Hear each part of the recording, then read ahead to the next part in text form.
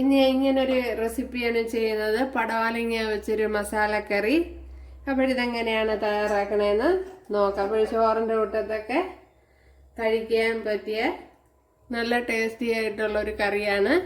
അപ്പോൾ ചോറിന്, ചപ്പാത്തിക്ക്, പുട്ടിൻ്റെ കൂട്ടത്ത്, എന്തിൻ്റെ കൂട്ടത്തും കഴിക്കാം.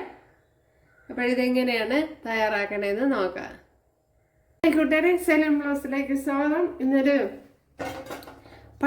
പടവലങ്ങ വെച്ചൊരു റെസിപ്പി നോക്കാം. ഒരു വ്യത്യസ്തമായ റെസിപ്പിയാണ് ഇന്ന് ചെയ്യുന്നത്. അതിനായിട്ട് ഞാൻ ഒരു പടവലങ്ങയുടെ പകുതി ഇതുപോലെ കട്ട് ചെയ്തെടുത്ത് ക്ലീൻ ചെയ്തൊക്കെ വെച്ചിട്ടുണ്ട്. ഇതിനെ ഇനിയൊന്ന് കട്ട് ചെയ്യണം. അപ്പോൾ ഇതുപോലെയാണ് കട്ട് ചെയ്യുന്നത്.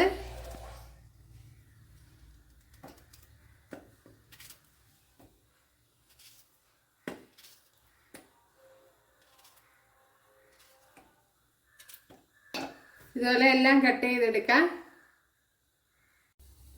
അപ്പോൾ ഇതുപോലെ കട്ട് ചെയ്തെടുത്തുകൊണ്ട് വന്നിട്ടുണ്ട്. ഇനി ഇതിന് വേണ്ടുന്ന മസാല തയ്യാറാക്കാം. ഇവിടെ ഒരു ടേബിൾ സ്പൂൺ ഇല്ല, ഒരു 1/2 ടേബിൾ സ്പൂൺ വെളിച്ചെണ്ണ ഒഴിച്ചെടുത്തിട്ടുണ്ട്. അതിലേക്ക് പട്ട, കുറച്ച് പട്ട എടുത്തിട്ടുള്ള, വളരെ കുറച്ച്. അതുപോലെ 4-5 കുരുമുളക്, അതുപോലെ 2 ഗ്രാമ്പു, ഏലക്ക, പെരിഞ്ചീരകം,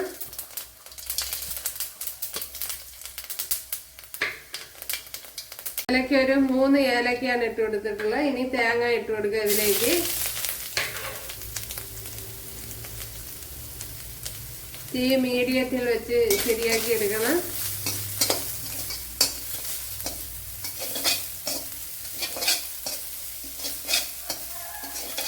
ഒരു ശകലം കറിയിലേക്ക് ഇട്ട് കൊടുക്കുക.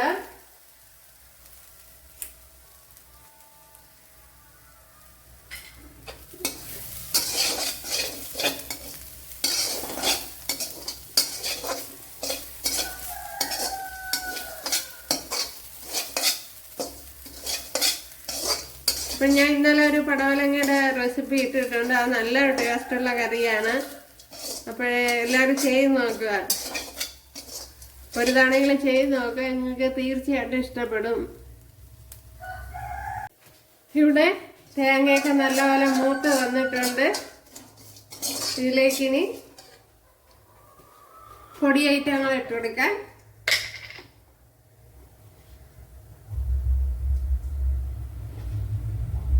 വൺ ടേബിൾ സ്പൂൺ മല്ലിപ്പൊടി ഇട്ട് കൊടുത്തിട്ടുണ്ട്. ഞാനിപ്പോൾ തീ ഓഫ് ചെയ്താണ് ഇട്ടിരിക്കുന്നത്.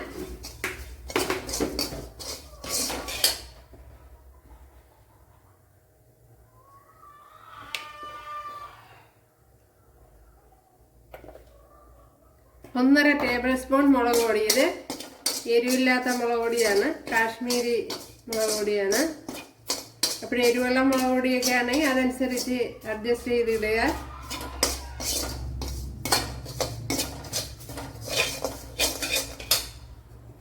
ഇനി മഞ്ഞൾപ്പൊടി ഇട്ട് കൊടുക്കാം.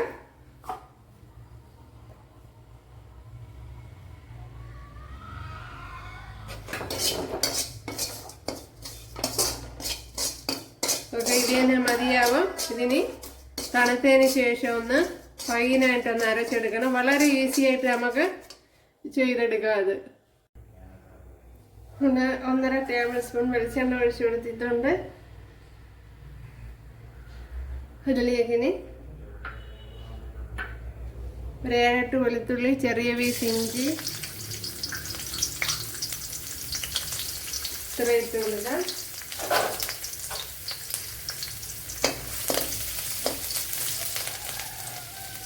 അതുപോലെ ഒരു പച്ചമുളക്. ഞാനിപ്പോൾ ഇതുപോലത്തെ ബജിയുടെ മുളകാണ് ഇട്ട് കൊടുത്തിരിക്കണേ. ബജി തന്നെ ഇടണമെന്നൊന്നും നിർബന്ധമൊന്നുമില്ല. നിങ്ങളുടെ കയ്യിൽ അവൈലബിൾ ആയിട്ടുള്ളത് ഇട്ട് കൊടുത്താൽ മതിയാകും. ഇതിനെ ഒന്ന് നല്ലവണ്ണം ഒന്ന് മൂപ്പിച്ചെടുക്കാം.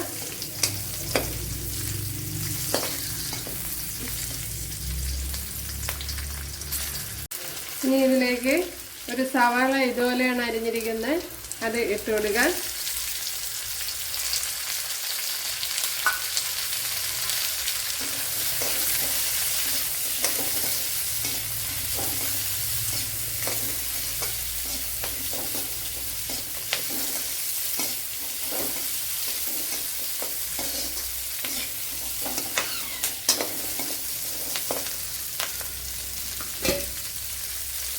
ഇതിലേക്ക് ഇനി അരിഞ്ഞു വെച്ചിരിക്കുന്ന പടവലങ്ങ ഇട്ട് കൊടുക്കുക.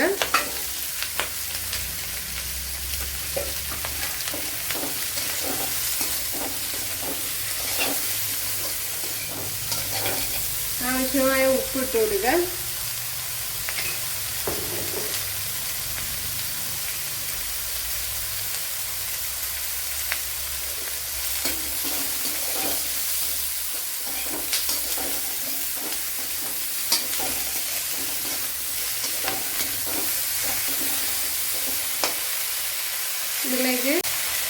ഇതിലേക്ക് ഒരു വലിയൊരു തക്കാളി അരിഞ്ഞ് വെച്ചിട്ടുണ്ട്, അതിട്ട് കൊടുക്കുക.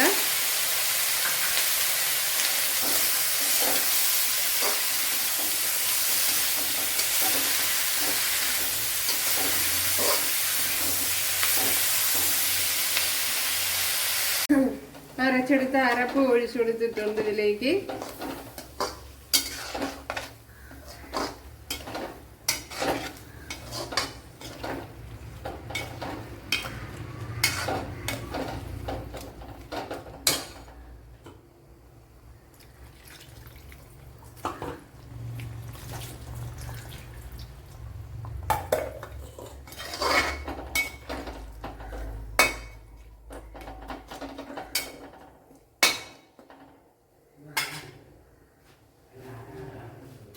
അടച്ചു കൊടുത്തിട്ടുണ്ട്. ഇവിടെ പടവലങ്ങയൊക്കെ കുറേയേറെ വെന്തിട്ടുണ്ട്.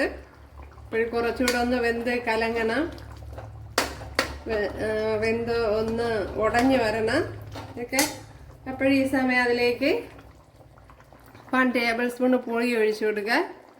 അപ്പോൾ നോക്കിയതിന് ശേഷമൊക്കെ അത് ഇനി തികഞ്ഞില്ലെങ്കിൽ കുറച്ചുകൂടെ ഒഴിച്ചു കൊടുക്കുക. അവരവരെടുക്കുന്ന അളവ് പോലെ ഇരിക്കുന്നത്.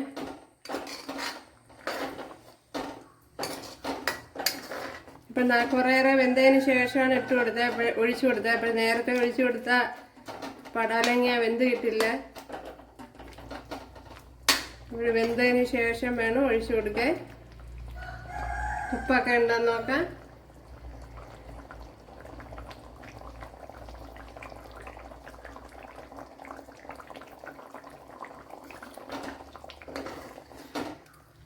ഉപ്പൊരു ശകലം കുറവുണ്ട്,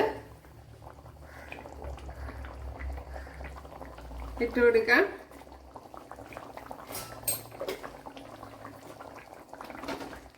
ഇപ്പോൾ കുറച്ചുകൂടെ ഒന്ന് വെന്ത് ഉടഞ്ഞ് ഒന്ന് കുറുകി വരണം. ഒന്ന് അടച്ചു വെച്ച് കൊടുക്കാം.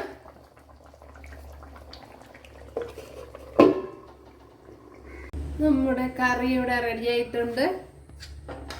കണ്ടല്ല. ഇപ്പോഴും ഞാൻ ഇതുപോലെ ഒന്ന് ഉടച്ചു കൊടുത്തിട്ടുണ്ട്, എന്നാലേ കറിക്ക് കുറച്ച് കൊഴുപ്പ് കിട്ടുള്ളൂ. സൂപ്പർ.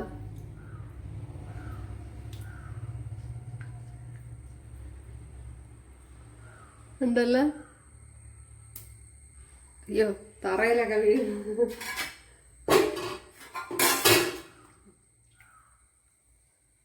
ഉണ്ടല്ലേ. സൂപ്പർ ടേസ്റ്റി കറി ഇവിടെ റെഡി ആയിട്ടുണ്ട്. അപ്പോൾ ഇതുപോലെ ഒന്ന് ഉടച്ചു കൊടുക്കണം.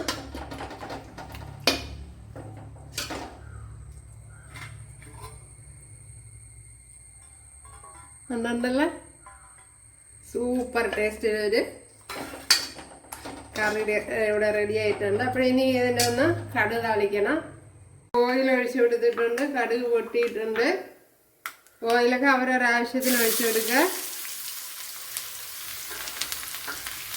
2 കൊച്ചുള്ളി ഇട്ട് കൊടുത്തിട്ടുണ്ട്.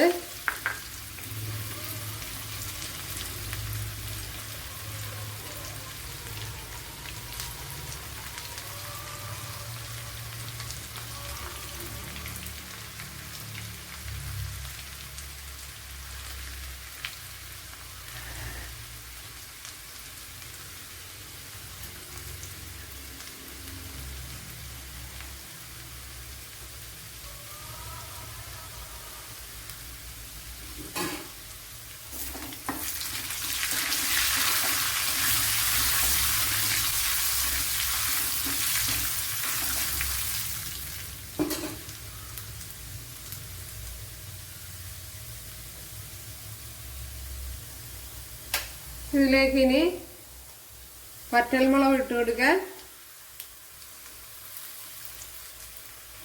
അതുപോലെ കറി ലീവ്സ് ഇട്ട് കൊടുക്കാം.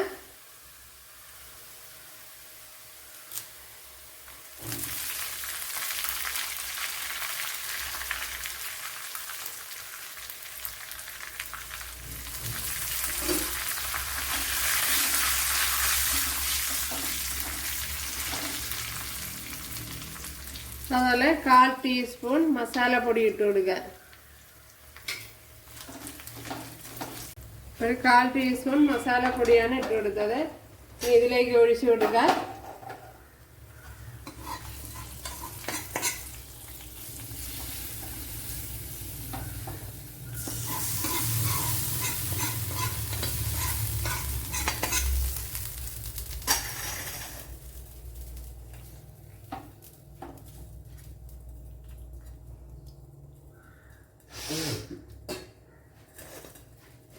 അപ്പോഴും നമ്മുടെ ടേസ്റ്റി പടവലങ്ങ മസാലക്കറി ഇവിടെ റെഡി ആയിട്ടുണ്ട്. അപ്പോഴെല്ലാവരും ചെയ്ത് നോക്കുക. ഇഷ്ടമായാൽ സബ്സ്ക്രൈബ് ചെയ്യുക, എനിക്കൊരു സപ്പോർട്ടാവും.